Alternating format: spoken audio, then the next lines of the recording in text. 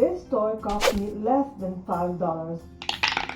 And this is the ancient dice tower I turned it into. I'll start by taking the tower apart so I could add inner slopes to make the dice roll on its way down. But as I got to the front part, I remembered I did use some glue when I was building it. Removing glued wood wasn't impossible, it just takes a little patience and a gentle touch.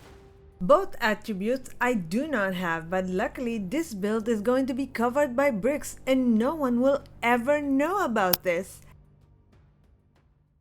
Next, I cut out the front door, making sure it was wide enough for the dice to come through. For the slopes, I cut pieces from the frame this tower came in. I sanded them on one side to an angle and glued them in. Another piece was glued to the back to support the bottom piece, which I made out of more frame pieces I glued to a cardboard. After a quick test to make sure everything is working as planned, it was time to give this cheap wood some style. But before I move on, I just want to say that this was the perfect time to paint the inside black. But I was so focused on trying out my new UV resin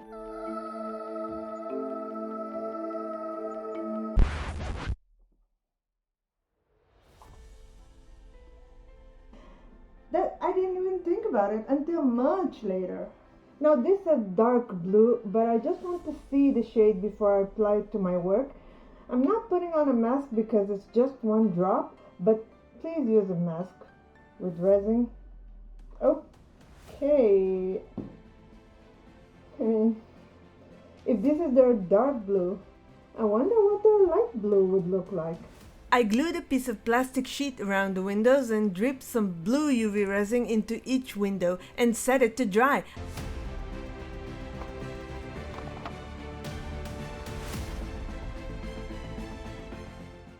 To make the bricks, I used an egg cardboard and cut it into tiny rectangles. Then I glued them onto my tower, just like this. See? Now let's do it faster!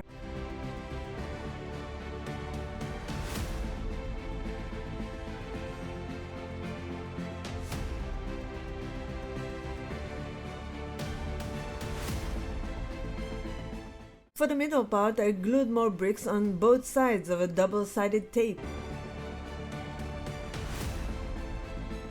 I gave them a layer of Mod Podge and then it was time for some painting.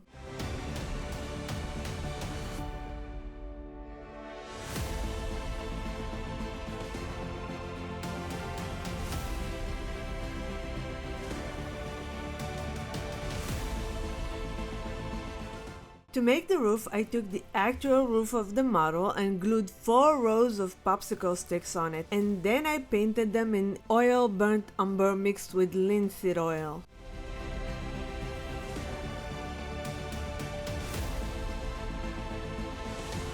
For the other side of the roof, I used what was left from the popsicle sticks and broke them into different sized pieces.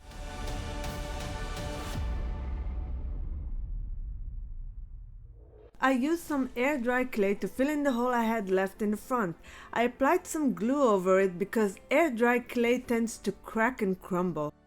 One final touch of tan dry brush and we are ready to move on. So I'm going to cut this 1mm wire to about a meter.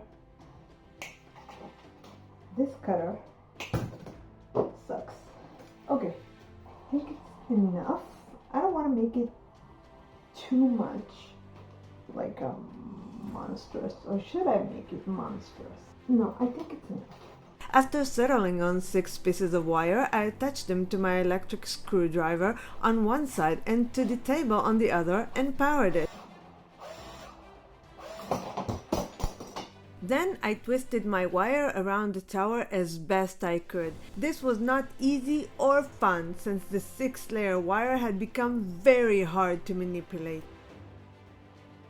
I did a quick test to see that the wire was doing its job, which was to stop the dice, of course. Then I applied glue in all the spots the wire was touching the tower. While that was drying, I painted the bottom black. I painted the wire brown. Then I used 1.4mm wire to create smaller branches.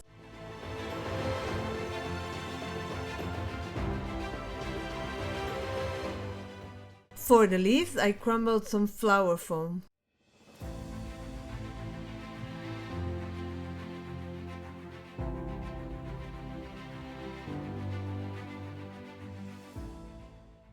This has been a fun little project that anyone can make. If you enjoyed it, please leave a like. Now let's give it a photo up.